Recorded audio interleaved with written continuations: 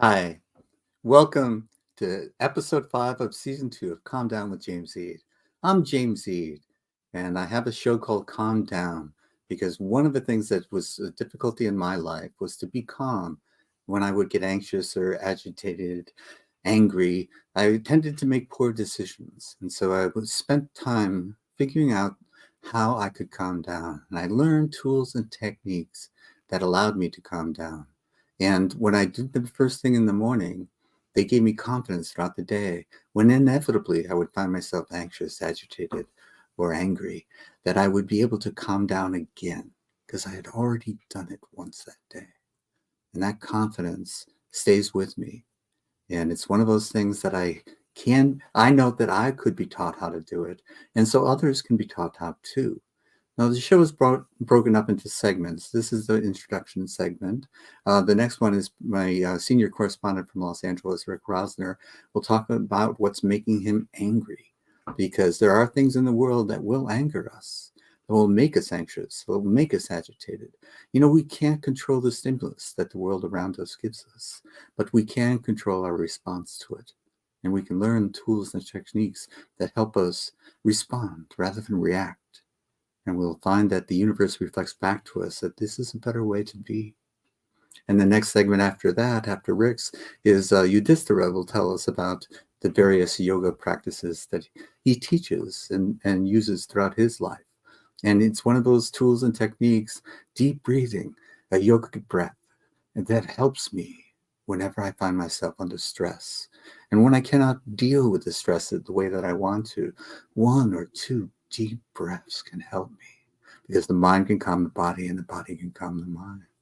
And then at closing up, we always have Divya to close our show to help us get to a good space, because during the show, you might get a little adrenaline, a little something pumping up, and she can help us to calm down on the way out. So thank you for joining us. But I have to mention, although this is an altruistic intent on my part to help people calm down, I do have an ulterior motive. I do want you to buy this book. It's my story of my descent, which was gradual at first and then rapid into addiction, and how I recovered from that addiction. And it's a long story told in a short way, because you don't need to know the details. You just need to know that people who are, even if they look like they're accomplished, look like they have everything going for them, a nice car, live in a nice place, have a good job, or wore a suit and tie to work today, they can still be suffering. So don't let appearances deceive you. And for every delusion that I have stripped away, the veil of delusion leaves one below it. I see more clearly, but I do not see all. And this is something that I remind myself of every day. So enjoy the show, and thank you for tuning.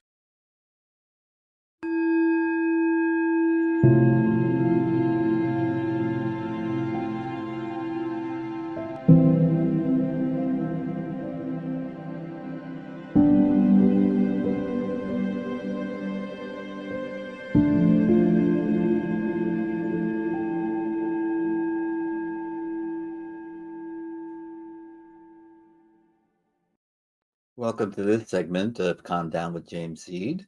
And this segment is dedicated to what we do with gripes. Gripes are unavoidable. Resentments can come and go, but we can't allow them to dominate our thinking. So I have a senior anger management, senior correspondent, Rick Rosner from LA.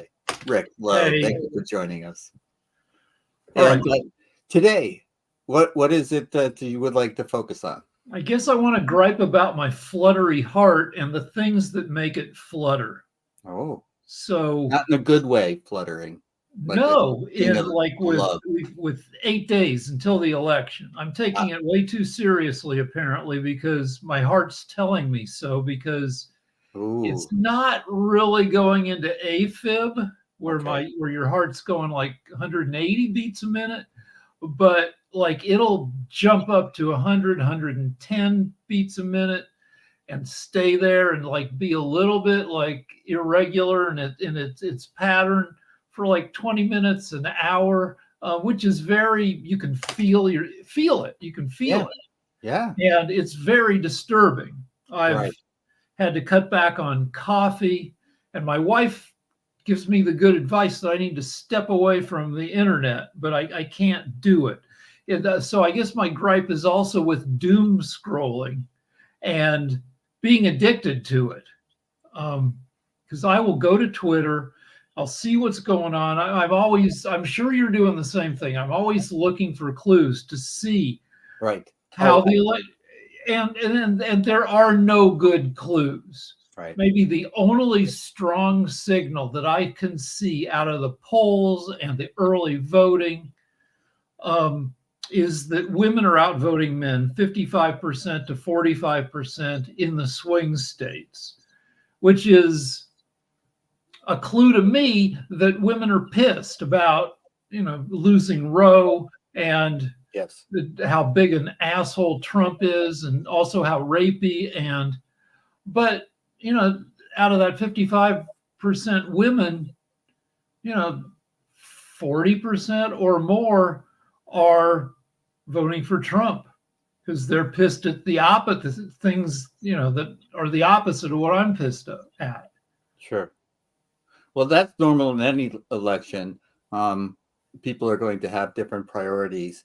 Usually it's based on policy, and this time it's based more on personality, it seems. And but also, people have a real sense that democracy itself is under threat. Well, we have more at stake because we think that. The people who think that, who aren't that unreasonable, because under Trump, and then from 2017 through 2021, we lost a lot. More people died in 2020 under Trump when he botched COVID than in any previous year. We have the whole nation shut down. And yeah, you could reasonably argue that it wouldn't have been great under anybody, or, the alternative would have been things had gone different. Hillary would have been hit with it, probably, though Trump fired our pandemic readiness team in 2018. Right.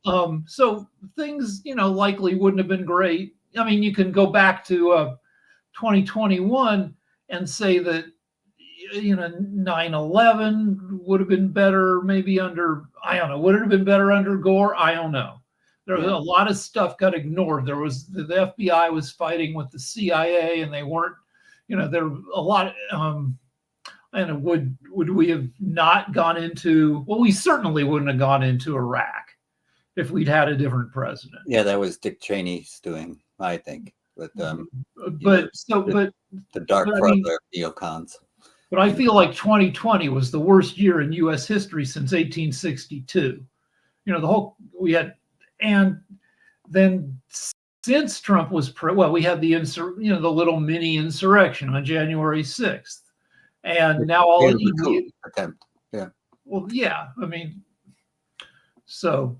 It was the first time in our history that we didn't see a peaceful transfer of power, and but you could if we were on the other side, you could say, well, it was mostly peaceful, which is kind of bullshit. But only one person died that day, right? And then I think 4 cops died the following day or in the following week from either stroke or heart attack or suicide.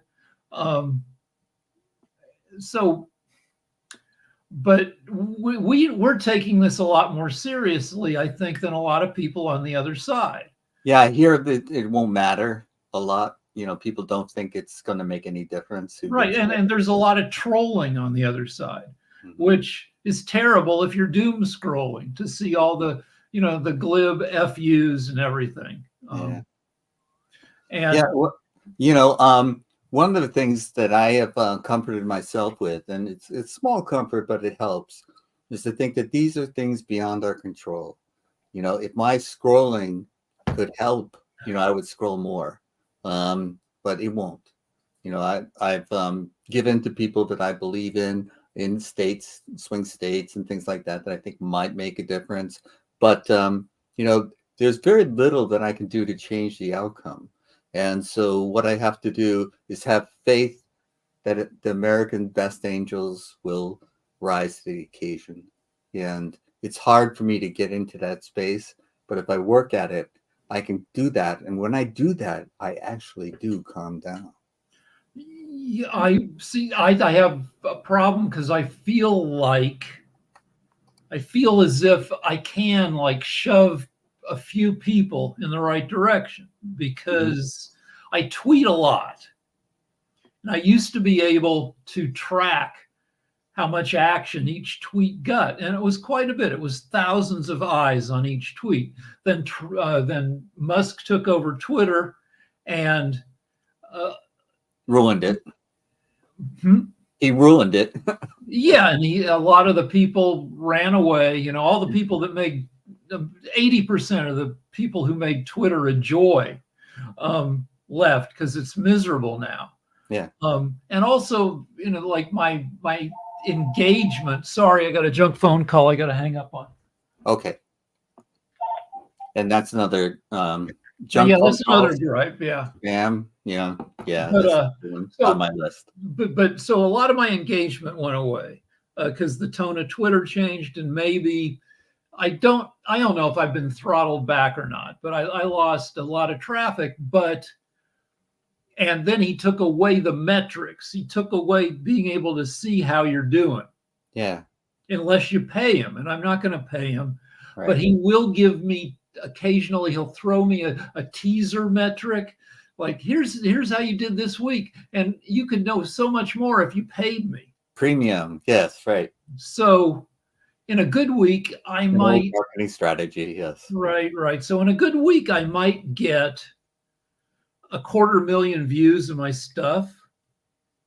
And that's impressive, Rick. You're an influencer.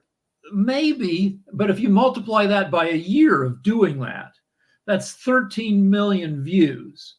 And even if, you know, it takes 10,000 views to make one person change their vote or go get out and vote, then you know, that's 130 people, which and 1 in 10,000. I don't feel like that's entirely unreasonable.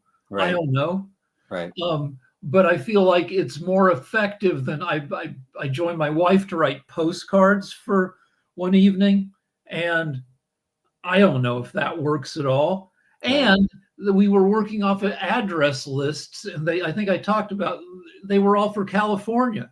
And I'm like, why? Why are we doing this? Right. Because we should be writing postcards to Nevada and Arizona. Yeah. And they said, no, it's for the under ticket. And at that point, I was pretty annoyed. Well, my wife did go to Nevada last election, and I was very, she and a college friend of hers was very proud of her. I mean, that's more effort and engagement than I have had. Did she feel as if she had accomplished something? Did she feel like she was effective? I don't know if she felt that she was effective, but she did feel like she was contributing, and it was a positive experience, even though there were, you know, things that weren't great about it. But it was one of those things where, you know, Nevada again is going to be very, you know, it's very toss-up-y. Yeah. And I mean, Nevada looks pretty bad right now, but it's hard to tell because Trump told his people to vote early this year. Right. Which we're seeing some signs of. The other thing that happened that I take some solace of, although I don't know how they track this and if it's reliable at all, is that they are saying that there are people who are making up their mind late are swinging to Harris. And, you know, the Trump rally at MSG, at Madison Square Garden, you know, that has to have a negative effect on people that aren't already in his corner. Well, I mean, the biggest thing that happened there in terms of how much attention it got was the guy calling Puerto Rico a floating island of garbage. Right. And so when here's one thing I do. I don't know if it calms me down or not, but I always look for the math in stuff. Yeah.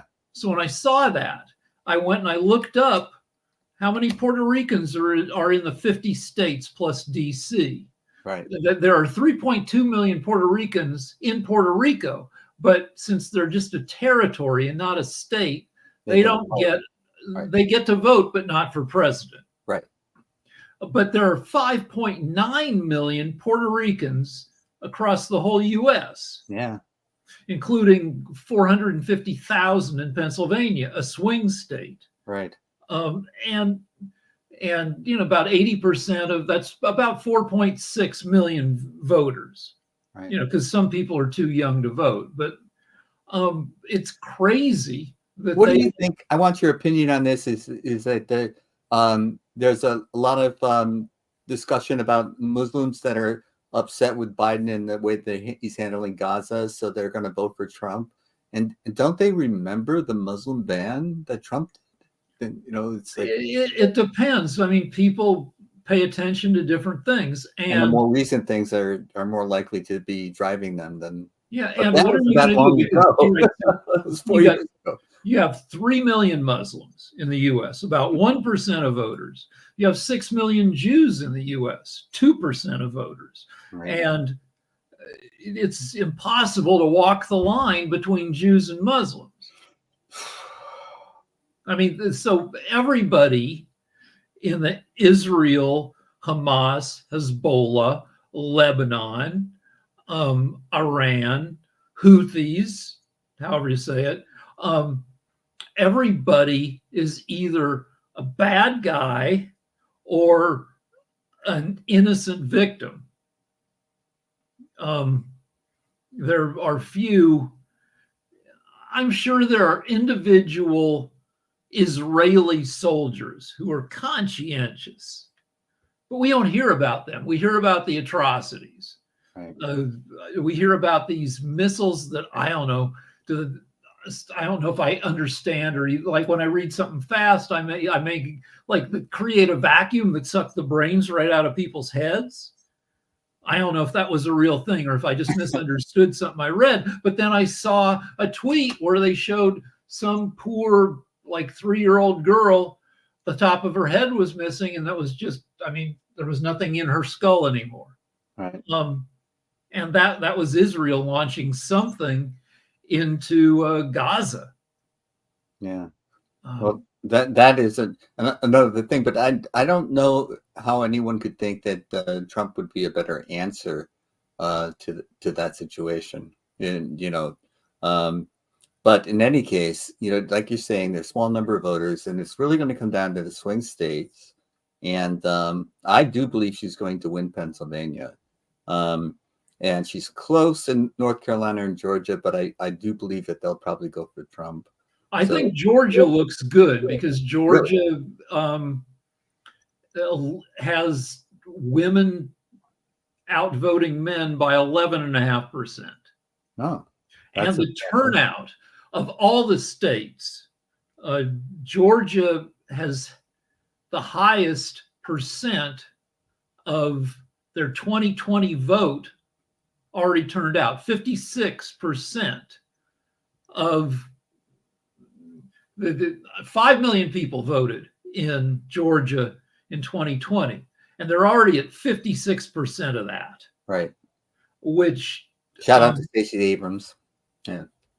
So that speaks to voter enthusiasm in my mind, and that women outvoting men also speaks to, you know, pissed off women, which I think are both good signs.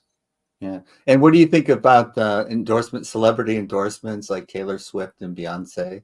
I used to discount them, but I think that they're going to get younger people to actually vote than we saw in the past. Is that, what do you think? I kind of like them in that they are less, I mean, they're political endorsements, but those people are less politically loaded. Right. And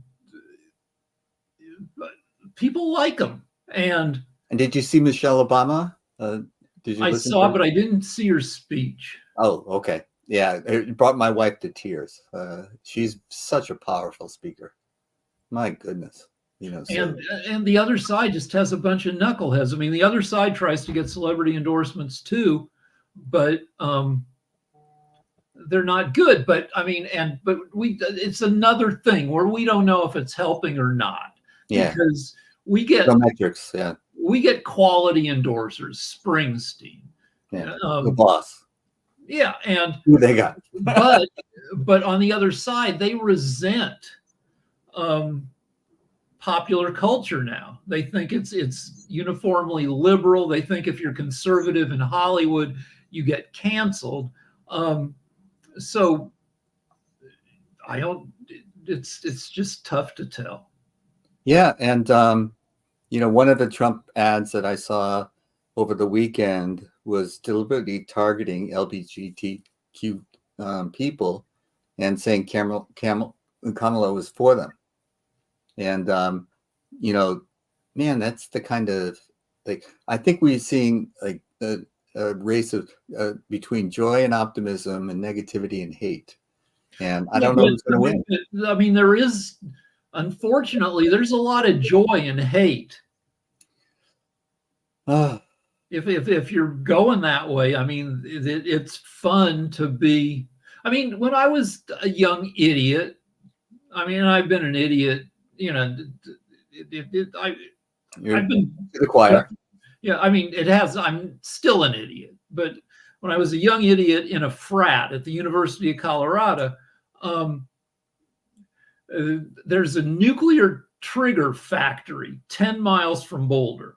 I didn't know that. It's shut down now, but they used to make the little, the ball that went in. So nuclear bombs are complicated.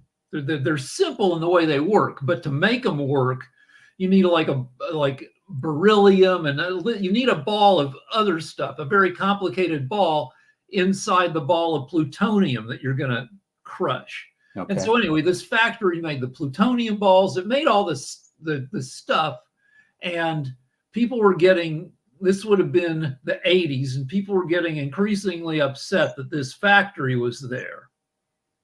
And there was a protest where people were protesting the factory. Mm-hmm. And guys from my frat who were maniacs, who were really fun, decided to do a counter protest. And I joined it because it seemed like fun. Oh, yeah. And so we got big tubs and filled them with styrofoam beads. And we had signs that said more nukes, less kooks.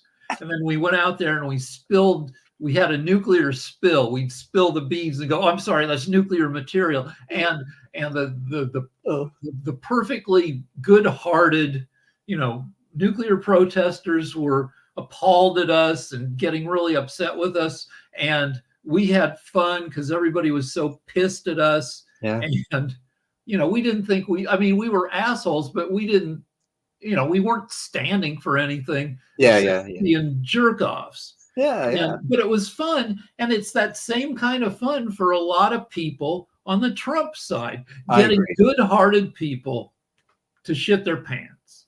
And there is something about that, don't tell me that I'm a jerk, because I'm supporting someone I support. Get out of my face. And if you don't, I'm going to get in yours kind of atmosphere. But Rick, that's all the time that we have for today's show. Sure. But I really appreciate you coming on. We share the same anxiety. I hope your heart tribulation can be managed at some point. Well, I've read up on it. It's not serious. Okay. But it's still uncomfortable, right? It might make me stupider though, because when your heart gets fluttery, your blood cells get beaten up, and then they get more clumpy, and then you have a bunch of little mini strokes in your head, and you get stupider. Okay. Well, that sounds like something I would want to avoid. Yeah. Thanks again. You're a wonderful guest, and I appreciate you coming on. I will see you next week, if not sooner. Bye-bye. Well, that was Rick Rosner. Now, if you want to write to us, scrolling across the bottom of your screen, there's info@airu.com.tv, and because we're not for profit, but we are trying to make a difference. And if you want to tell us your opinion, you want to come on the show and become a junior correspondent, like Rick is senior, but you're not going to change that. But if you do, feel free to contact us. Thank you.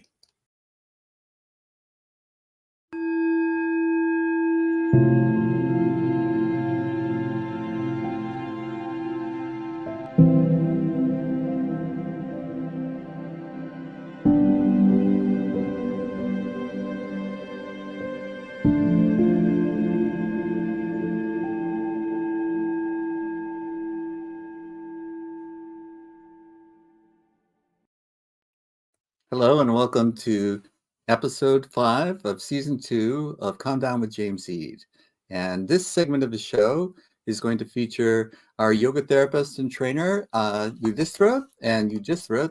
I think today that we're going to delve into the chakras and what their role is in all of yoga practice. Is that correct? That is correct. And we're going to focus primarily on the first chakra, but the nature of the chakras is that it's hard to just single out one of them without talking about how they relate to the others. But we are going to focus primarily on chakra number 1. Okay. And I think you'll get the hang of it once we get going.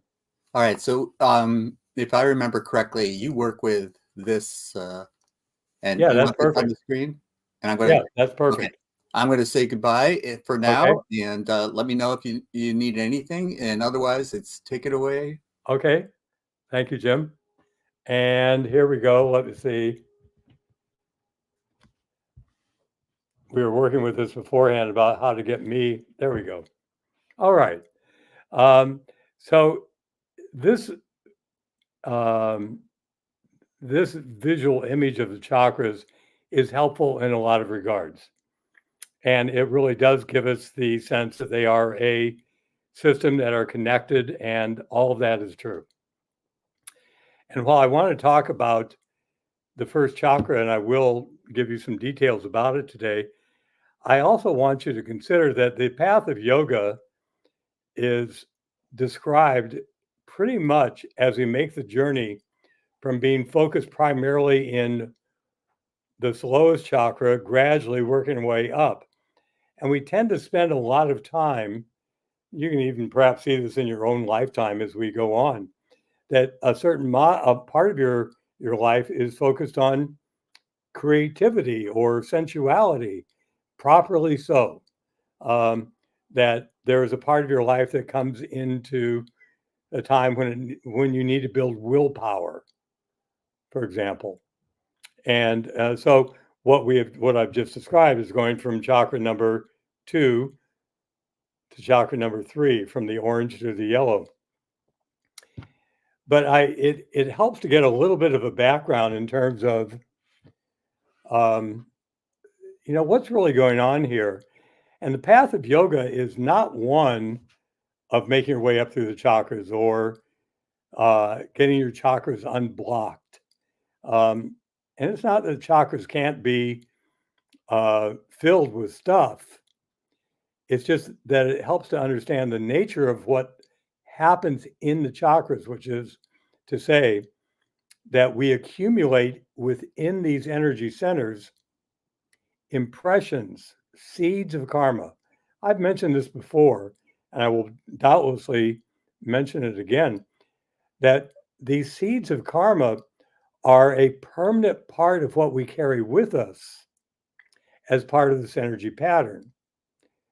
Those seeds of karma, and removing them, that is, burning them up in some way, either by wearing them out or by consciously working on them, in some way we are going to need to eliminate those seeds of karma. But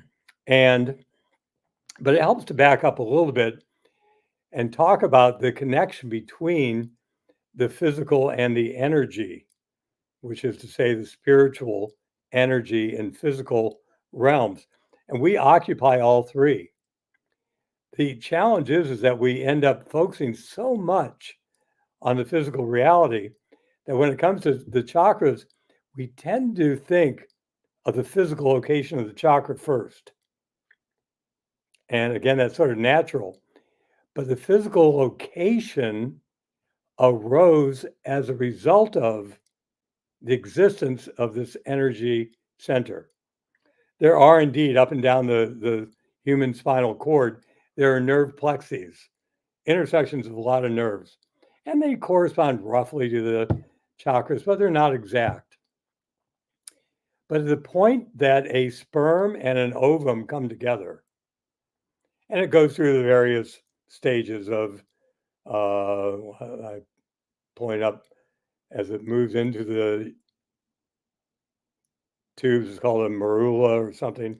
It becomes a blastula. Cells begin to reproduce, but eventually the first part of the actual human body that ends up being formed is brain and spinal cord, and it begins right at the medulla. If you touch the back of your skull right there, and you go to the base of the brain, that is the very first part of the energy pattern that becomes solidified into a physical form, and then becomes the illusion that we are the physical being. Now, of course, the physical being continues to grow, more layers are added on, but all of it is just a matter of the energy pattern. No architect is going to build anything without a blueprint. And a blueprint, of course, these days is all on a computer. And so it's even less physical than an old-fashioned blueprint. But now on a computer, you have this CAD program that is nothing but an energy pattern, electrons arranged in a particular way to display a graphic image of what will become a physical reality. And that's how it is with us and the chakras as well. And so the medulla is an interesting point in the energy body because in yoga terms, it is called the mouth of God. It is here that energy enters into the body continuously. I've always thought it interesting that Gene Roddenberry, and when he created the character 7 of 9, she was part human, part I forget what the alien species was, but she periodically needed to go plug herself in, and when she plugged in at the medulla. That's where she got her power from. Now, Gene Roddenberry, just to put it into context, was also a yogi, and so he knew what he was doing. But when it comes to this pattern of energy, it is not unreal, and it is not best approached as if it begins in the physical realm. So even though, for example, at the lowest chakra, the root chakra, we identify it, and I don't know if you can see it on the screen there or not, but the small word below, Muladhara, that's the Sanskrit name for it. The small word below it is coccyx.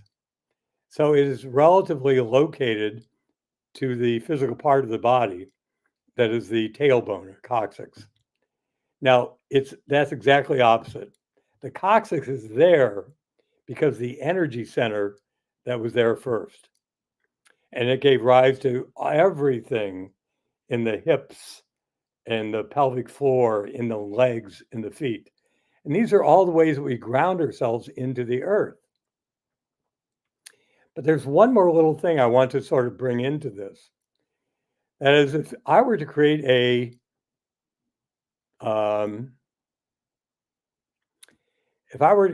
straight line that went across, like the x-axis or the x line on an x-axis on a grid, and on one end of it was pure delusion, and on the other end of it, on the positive end, was what was called self-realization or enlightenment, being completely awake. And if you lay that line down, you can meet different people. In fact, you can see within yourself at various times that you are more in delusion or more awake and clear. One of the greatest challenges we face as human beings is not to realize our limitations, is to recognize the power that we actually have. And the power that we possess is quite literally the same power as the source of this energy pattern that is within us. And this energy pattern within us is more real than the physical form. That's the hardest thing to get, is that the physical part of us is the least real part of who we are. So when we learn about the chakras, it's not so helpful to look at them exclusively as a physical location. However, it does help us to explain certain things. I do want to point out that at every chakra, you can even imagine it like a spinning globe of energy, a sphere of energy. And at the top of that sphere is a positive pole, just like our Earth has a North Pole and a South Pole. So every energy center, every chakra, which is a spinning wheel, has a positive and a negative aspect. So let's talk a little bit about these, and to say that as you work at the very top down, that you are increasingly getting more and more physical. So when you look at the spiritual eye, you are talking in terms of the chart that we're looking at, super ether. Well, ether describes space, and super ether describes infinite space. Now, space is not nothingness. We can perceive space. I can look at an object on my desk here, and I can see that there is a distance between me and that object. So space is a thing, and it seems to be an absence of things, but it is the illusion of a three-dimensional world. As you begin to bring it down, it becomes more formed. In fact, even within outer space, there are particles, there are elements, there are molecules, but they're so far apart that they don't seem to have any sort of solid nature to them. But coming down into the heart, when we get into the level of air, those molecules are getting closer together. And so there actually is a substance, there's weight. When I teach science to children, it's fun to take balloons, for example, and to weigh the balloon, if you have a good enough scale, weigh the balloon empty. And then go ahead and fill it with air. It can even be dry air, so you're not blowing into it and getting water in there. You can pump dry air into it. Put that filled balloon onto the scale, and it weighs more than it did when the balloon was empty. Air has mass. When you come down to the navel center, fire is, of course, we think about it in terms of flames and heat, but fire is really about taking the physical and transmuting it into something less physical.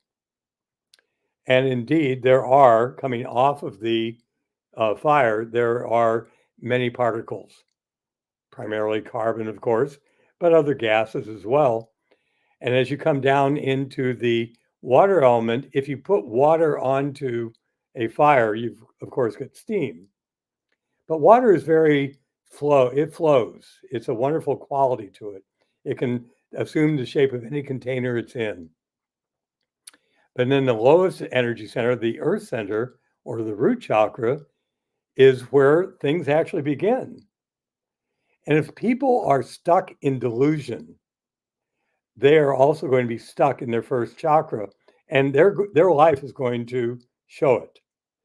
For example, if someone has a negative relationship with their first chakra, they are going to be, let me think of a good term for it, stubborn, pig-headed, stuck in their ways, unwilling to change. And I'll bet that you have known people like that. And I'll bet if you get honest, you have had moments in your own life when that was the case. The lowest chakra, however, has a positive side to it.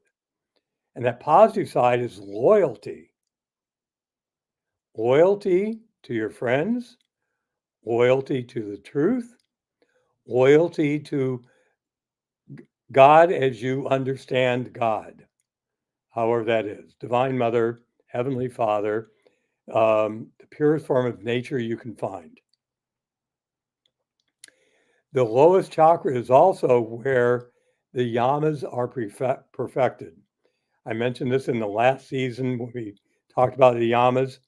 They are the ability to not lie, to cause no harm, to not be greedy, to not hoard stuff even if it's rightfully yours, and to not cling to the senses. These are all perfected in that lowest chakra. But these chakras are very multidimensional, and they line up with other realities in a lot of different ways. And the first chakra in particular, I want to give some highlights to it. If any of you know the story of the Bhagavad Gita, you will also know that the Bhagavad Gita came from a bigger epic called the Mahabharata. Each of these chakras is relative to one of the 5 main good characters. And this lowest chakra, for example, is related to, I'm looking at some notes I have here. The lowest chakra is related to one of the half brothers called Sahadev. And let me give you some qualities about this first chakra. It's relative to the physical part of the body that you would expect. The eliminative organs, the anus in particular, the hips, the thighs, the legs, the feet, the things that connect us to the earth. And they also have a particular sound. If you get very still in meditation, and I can speak from direct experience here, that if you get deep in meditation and get very still, each of these chakras has a sound. The sound of that lowest chakra, the root chakra, is one of a motor, a rumbling motor, or a bumblebee is oftentimes a sound that's it's described to. Within these chakras have a correspondence to the 12 signs of the zodiac, one going up and one coming down. So if you're on the way up from the first chakra, the zodiac sign is Aquarius. On the way down, it's Capricorn. And so you end up with these astrological relationships. You end up with these metaphorical or historical relationships between the characters in the Bhagavad Gita and the Mahabharata. You end up with the yamas practice primarily here. But again, when you have a positive quality to it, you have someone who is very loyal and you can count on them as a good friend. But when they are in their very negative aspect, the root chakra ends up being very much about people who are stuck in their ways, unwilling to change. So there are lots of other subtleties to these, but I wanted to give you at least that first beginning. But to also say that this root chakra, when it is in its positive condition, is moving upward. And that's where we'll actually pick up again next week as we begin to talk about chakra number 2. But I hope that added a little bit of detail. So Jim, you can come back on right now. And there you go. And so I hope that made some sense. It did make sense to me, and I really appreciate it. But my main takeaway was 7 of 9. I hadn't thought of 7 of 9 in so long, and I must confess that I had a crush on Counselor Troy. She's half Betazoid, which is an empath. Yes, she was. There's now Marina. I can almost come up with her name. Jerry Ryan was, of course, 7 of 9, and they were both outstanding and gave me great joy watching them. And and yes, relating to them. Yes. So, well, thank you for the Gene Roddenberry. Yeah, well, Gene Roddenberry. I mean, if there was one of the original Star Treks, I believe, where there was Kirk was in a room with a bookshelf, and the autobiography of Yogi was on that bookshelf. Oh my goodness! I was not prepared to notice that or to appreciate it at the time. Well, it's a tiniest little sliver of trivia. Yeah, it's wonderful. I love it. But it just does. It puts things in perspective as to how he viewed things. That he gave us a view of humanity that was expansive. Oh my goodness, yes, and inclusive. At the time in the 60s, yes, it was so important. You know, growing up watching those episodes, you know, I had this vision of people that didn't look alike, were brought up in different cultures, thought differently, that could still get along. You know, you had women in positions of power, yes, and authority, and you also had, you know, a level of humor around the whole thing that was remarkable. Don't take it all so seriously. And people don't remember now with all the CGI. You know, phasers were cool in the 60s. Yeah. Wow. The ability to transport from one place to the other. These are yogic powers that he was describing, and technology had gotten them to that point. So, well, I'm glad you enjoyed it, and so we'll. I didn't mean to end on a segue to Star Trek, but I do appreciate the overview of the relationship of the chakras. And I must tell you that I did not know about the upward and downward zodiac connection until you told me about it. Yeah, well, it continues, and I'll mention that each week with each of the chakras, because they each conform to a sign on the zodiac, one going up and one going down. Yeah. And I believe Aquarius, and if you look at it as a circle, I believe Aquarius and Capricorn are right together. And so it begins to make sense. Well, I will say goodbye to you, and with one last Star Trek reference. That was fascinating. All right. Thank you again. All right. Blessings, my friend. Bye-bye. Bye-bye. Well, Yudhishthira gave us the first chakra, the Earth chakra, the medulla, and a little reference for Trekkies out there. You know, got to give a shout out to them. But stay tuned for the close of the show. Divya is also a yoga instructor, and she will give us a way to keep calm and carry on. Thank you for watching episode 5 of season 2.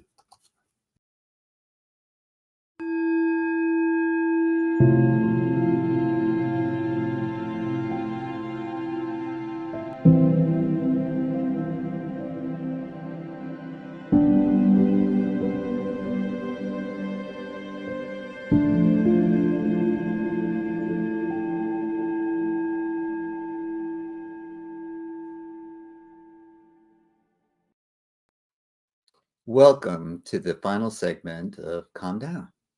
And I want to introduce to you, my loyal listeners and viewers, Divya Lovewise, that wise yogi.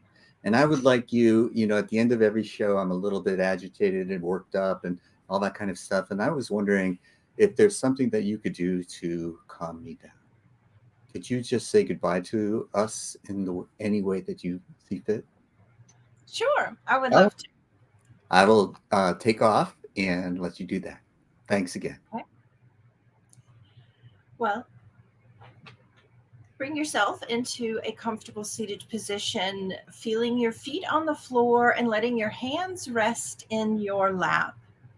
Palms up or palms down is a great way to start bringing yourself back into center and focus with your own divine energy and letting go of anything that might have wanted to stick to us throughout the day that may be energy we don't want to carry throughout the day. So having this basic position, feeling grounded, even closing your eyes and taking a deep breath in through the nose and out through the mouth.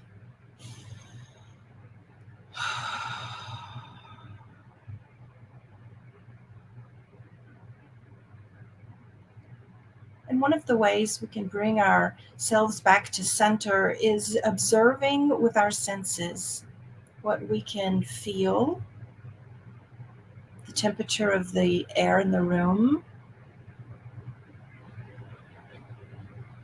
observing any sounds that you hear.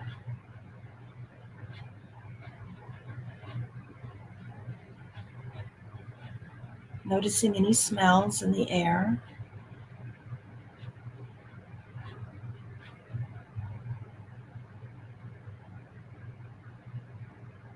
And then bring your awareness to your breath.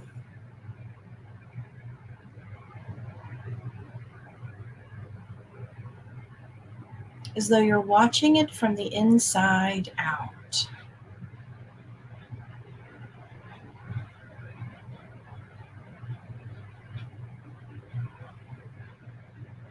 Watching the inhale wash into the body. And watching the exhale wash out of the body. Just like the waves of the ocean as they wash onto the shore.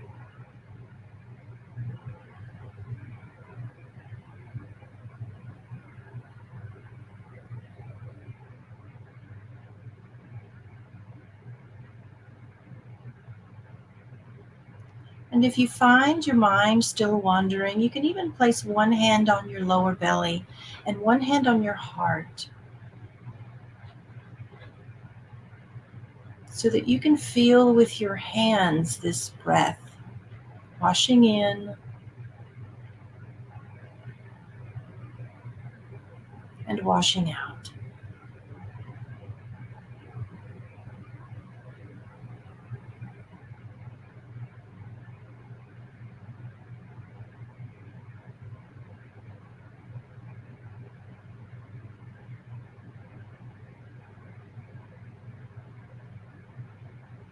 And with your mind's eye, visualize this inhalation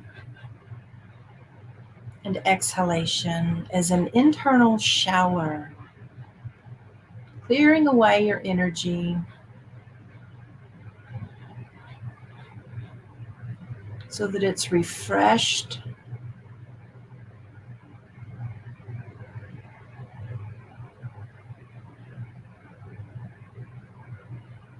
it's rejuvenated,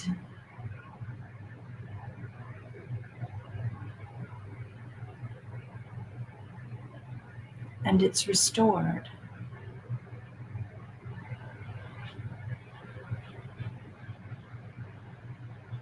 Releasing your hands into your lap, just give yourself a few seconds of pause in this return to peace, enjoying it.